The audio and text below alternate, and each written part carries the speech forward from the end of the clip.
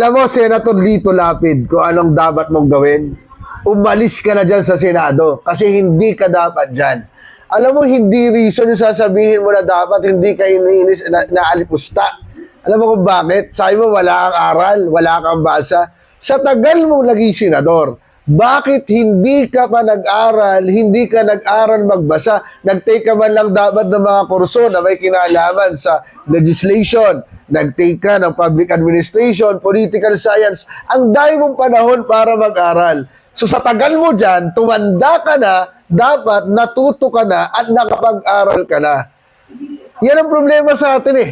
Nagsisenador tayo, hindi naman pala tayo marunong kung ano ang gagawin ng isang senador.